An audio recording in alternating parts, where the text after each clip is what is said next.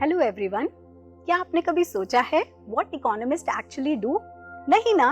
तो यही जानने के लिए आज की हमारी वीडियो है जिसका नेम है इकोनॉमिक मेथोडोलॉजी। तो अच्छा ये बताइए, जब हम साइंटिस्ट के बारे में सोचते हैं तो हमारे दिमाग में क्या आता है? बायोलॉजिस्ट जो सेल्स की स्टडी करते हैं, या फिर केमिस्ट जो केमिकल से रिलेटेड स्टडी करते हैं, या फिर जियोलॉजिस्ट जो रॉक्स की स्टडी करते हैं।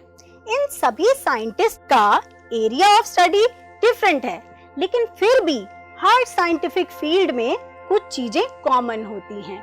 For example, objectivity. Objectivity means knowing about the truth. तो साइंस की हर फील्ड में किसी न किसी ट्रूथ का पता लगाया जाता है। डिस्कवरी। साइंस की हर फील्ड में कुछ ना कुछ डिस्कवर तो जरूर किया जाएगा। इसी तरह से हर साइंटिफिक फील्ड में डेटा कलेक्शन और एनालिसिस भी होता है। And on the basis of discovery and data collection and analysis, scientist नई नई थ्योरीज बनाते हैं और उन्हें टेस्ट भी करते हैं। तो ये तो थी साइंस की बात। अब बात करते हैं कि how economics fits in this framework. Economics कैसे इस फ्रेमवर्क में फिट बैठती है? So if we talk about objectivity, in economics, we want to find out why certain things are happening among individuals, society, or economy as a whole. So in economics also, we want to find out the truth on the basis of facts and trends. Discovery. Economics में भी बहुत सारे laws की discovery की जाती है. For example, law of demand, law of supply, and this is all discovered on the basis of behavior of individuals and economy as a whole.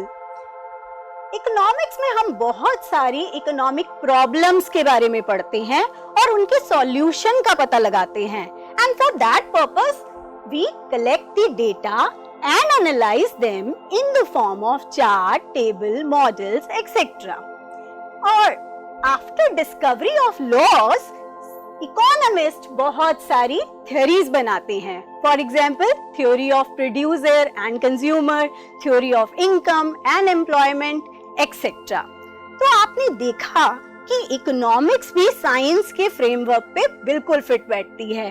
तो economics को हम साइंस भी कह सकते हैं और सोशल साइंस भी कह सकते हैं। व्हाई?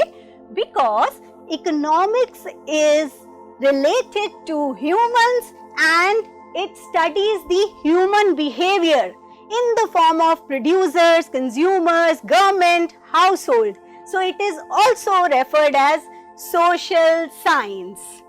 आइए अब हम इन दो स्टेटमेंट्स को देखते हैं। क्या आपको इनमें कोई डिफरेंस नजर आ रहा है? The first statement is talking about Ravi's annual income. Ravi की एनुअल इनकम के बारे में बात कर रहे हैं, एक इंडिविजुअल के बारे में। But in the second one we are talking about the economy as a whole, national income के बारे में बात कर रहे हैं। तो जैसे साइंस में डिफरेंट फील्ड्स होती हैं, ऐसे ही इकोनॉमिक्स में भी दो ब्रांचेस होती हैं। The first one is micro economics and the second is macro economics. Microeconomics deals with individual units of an economy. एक एक यूनिट के बारे में स्टडी करती है microeconomics. And macroeconomics deals with economy as a whole, ये पूरी economy को एक साथ स्टडी करती है। जब हम माइक्रोइकोनॉमिक्स पढ़ते हैं, हम एज्यूम करते हैं कि मैक्रो वेरिएबल्स कांस्टेंट रहेंगे, और जब हम मैक्रोइकोनॉमिक्स पढ़ते हैं तो हम एज्यूम करते हैं कि माइक्रो वेरिएबल्स कांस्टेंट रहेंगे। माइक्रो इकोनॉमिक्स हाउसहोल्ड और फर्म के डिसीजन को, एक इंडिविजुअल के डिसीजन के बारे में स्टडी करेगी, और ये डील करती है एग्रीगेट डिसीजन, पूरी इकोनॉमी के एक साथ डिसीजंस के बारे में। अब ये मैक्रो वेरिएबल्स या माइक्रो वेरिएबल्स क्या होते हैं, आप सोच रहे होंगे। तो माइक्रो वेरिएबल्स वो होते हैं जो हम एक इंडिविजुअल, एक कंज्यूमर, एक के बारे में बात कर रहे हैं, और मैक्रो वो है जिसमें हम पूरी इकोनॉमी के ओवरऑल डाटा के बारे में बात करते हैं, जैसे कि aggregate demand, aggregate supply, overall inflation, overall interest rate, national income, GDP etcetera.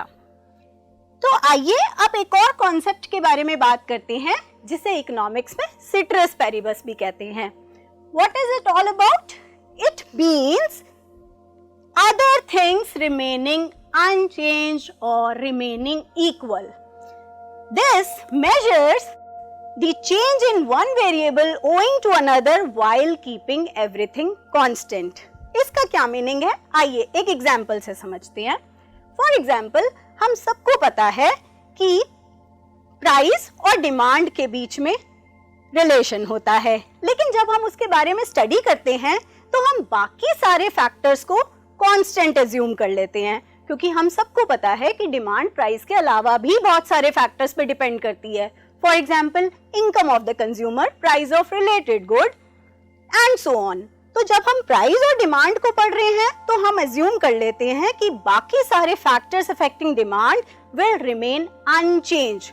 उसी के लिए जो टर्म यूज की जाती है that is called ceteris paribus. तो आइए अब दो और स्टेटमेंट्स को कंपेयर करते हैं। क्या आपको इन दोनों के बीच में कोई डिफरेंस नजर आ रहा है? Yes, there is a difference। In the first statement, we are talking about just a situation or a fact। India की population increase हो रही है।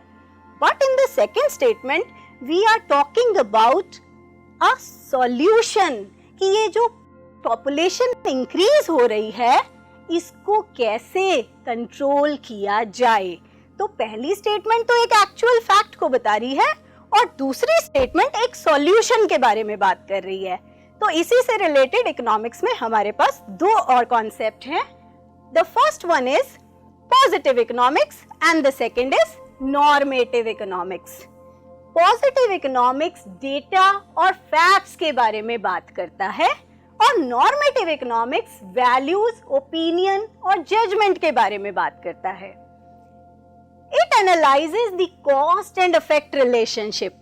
जैसे हमने एग्जाम्पल लिया था कि इंडियाज पॉपुलेशन इज राइजिंग, तो पॉजिटिव इकोनॉमिक्स उसके पीछे कॉज एंड इफेक्ट रिलेशनशिप को भी स्टडी करता है।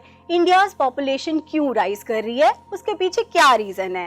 While normative economics passes value judgement कि ये जो पॉपुलेशन राइज हो रही है, हाउ टू कंट्रोल इट, उसके लिए क्या करना चाहिए। So it studies about what actually is in the economy and it studies about what ought to be there in the economy। क्या है और क्या होना चाहिए। So it clearly describes the economic issues while normative economics provides solution for the economic issues based on values। So I hope you must have understood about the positive and normative economics। So now there are few statements and you have to identify them as positive or normative economics। So that's all for today। I hope in today's session you must have understood about the various branches of the economic। So goodbye for now। See you again in the next video। Till then, take care and keep learning।